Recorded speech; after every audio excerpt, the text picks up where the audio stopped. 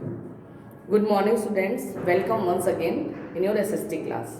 So, students, in previous class we have discussed the chapter 3, the Delhi Sultanate. और इस chapter में हमने Iltutmish, slave density, Qutubuddin Aibak, Razia Sultan के बारे में पढ़ लिया था। अब रजिया सुल्तान की जब डेथ हो गई उसके बाद में कौन दिल्ली का सुल्तान बना और किस तरीके से जो दिल्ली सल्तनत थी उसका एडमिनिस्ट्रेशन आगे चलाया गया उसके बारे में हम आज पढ़ेंगे। ओके, तो then after Razia, her brother Nasruddin Muhammad came to the throne. Okay, जब रजिया सुल्तान की डेथ हो गई उसके बाद में उसका जो भाई था वो सुल्तान बना और इसका जो टाइम पीरियड था वो 1246 से लेकर के 1266 तक का ही रहा।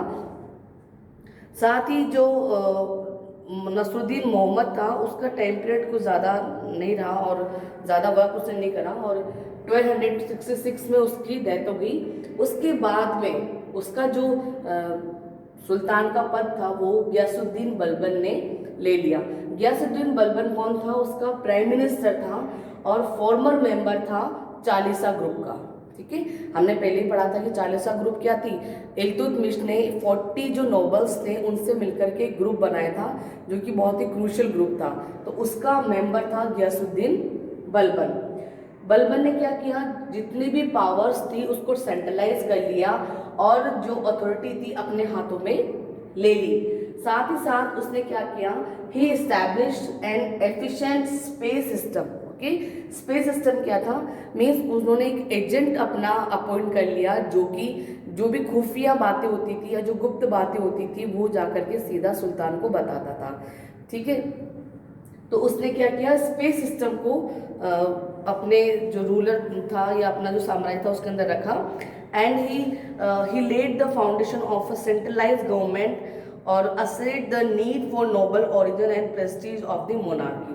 और अपना जो शासन था उसको सुचारू रूप से चलाने के लिए उसने जो स्पेस सिस्टम लॉन्च किया अपने वहाँ पर, उससे उसको बहुत बेनिफिट हुआ। बेनिफिट कैसे हुआ, उसको वो सभी चीज़ें, वो सभी गुप्त जानकारियाँ मिल जाती थी थ्रू एजेंट कि आसपास की जो टेरिटरीज या आसपास जो किंगडम्स है वो किस तरह की प्लानिंग कर रहे हैं या वो युद्ध के लिए अपने आप को किस तरह से प्रिपेयर करती है, उनकी सैनिक रणनीतियाँ किस तरीके की है, वो सारी जानकारी कौन देता था, ये स्पेस सिस्टम के मेंबर उनको देते थे, जिनसे कि जो दूसरे राज्य होते थे या दूसरे जो किंगडम होते थे उनको ऑक्यूपाई करने में, उनको उनके ऊपर अपना अधिकार स्थापित करने में इनको बहुत ईजी रहता था।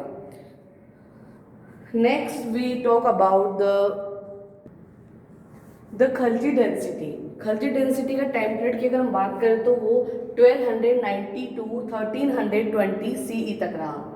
Okay, Balban died in 1287 CE, उसकी मृत्यु हो गई। Then his successors proved to be weak and incompetent. उसके बाद जो उसके संरक्षक थे या उसकी राजगद्दी संभालने वाले जो लोग थे वो क्या थे, वीक और बहुत ज़्यादा कंपटीशन को नहीं सहने वाले थे। So in 1290 CE a noble named Jalaluddin Khilji established the Khalji dynasty. Okay, उसने क्या किया, खलजी डेंसिटी की स्थापना कर दी और आफ्टर किलिंग बलबन्स ग्रैंडसन खेकूबाद को मार करके जो अलाउद्दीन खिलजी था उसने खिलजी डेंसिटी की नींव रखी। The founder of the Khalji density Jalauddin Khilji suppressed the revolts of Balban's successors and overcome the external threat of the Mongols।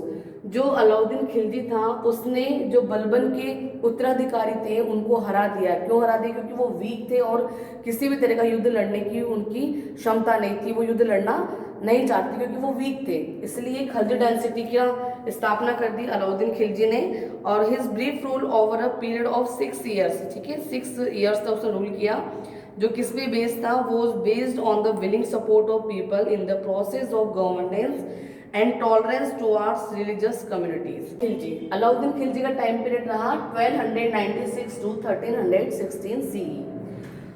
Alauddin Khilji जो था उसने जलाउद्दीन खिलजी को मार दिया था और वो उसका क्या था, नेफ्यू ही था। अलाउद्दीन खिलजी जलाउद्दीन खिलजी का नेफ्यू था और अलाउद्दीन खिलजी की अगर हम बात करें तो वो बहुत ज़्यादा एम्बिशियस वाला पर्सन था, ठीक है। He was an ambitious young man, ठीक है, और उसकी क्या इच्छा थी, वो स्टैब्लिश्ड अ वास्ट एम्पायर, ठीक है, बहुत बड़ा साम्राज्य वो स्थापित करना चाहते हैं, कहाँ पर, इन इंडिया। और उसने इस चीज़ को साबित भी किया क्योंकि उसने गुजरात, रणथंबोर, चित्तौड़, मालवा, जालोर, राजस्थान की जितनी भी जगह थी वहाँ उसको ऑक्यूपाई कर लिया था। And he was the first Delhi sultan to cross the Vindhya region and acquire control of the Deccan, ठीक है, उसने पूरा विंध्या रीजन से लेकर के जो कंट्रोल था वो डेक्कन तक अपना स्थापित कर लिया था। And the fabulous wealth of the Deccan drew him to the south. Eventually the charge of all southern companions was entrusted to Malik Kafur.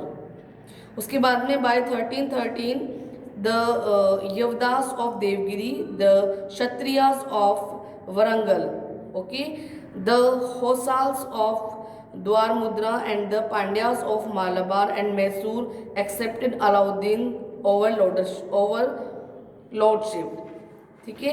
तो इस तरीके से जो अलाउद्दीन खिलजी था उसकी भी डेंसिटी का अंत हो गया, और उसके बाद में जो नेक्स्ट डेंसिटी आई वो थी तुगलक डेंसिटी। तो आज हमने पढ़ा कि जो दिल्ली सल्तनत थी उसमें किस तरीके से जो रजिया सुल्तान थी उसकी डेथ के बाद में नसरुद्दीन मोहम्मद और गयासुद्दीन बलबन ने बागडोर अपने हाथों में संभाली, और जब गयासुद्दीन बलबन की हरा करके उसकी डेथ के बाद में जो तो खलजी डेंसिटी थी उसकी स्थापना हुई। खलजी डेंसिटी में हमने जो जलालुद्दीन खलजी था उसके बारे में पढ़ा और अलाउद्दीन खिलजी के बारे में पढ़ा। आप लोगों ने देखा होगा कि जो चित्तौड़ का साका था वो अलाउद्दीन खिलजी की वजह से ही हुआ था। Okay, that's all for today. Next class we have discuss next topic. Thank you and have a nice day.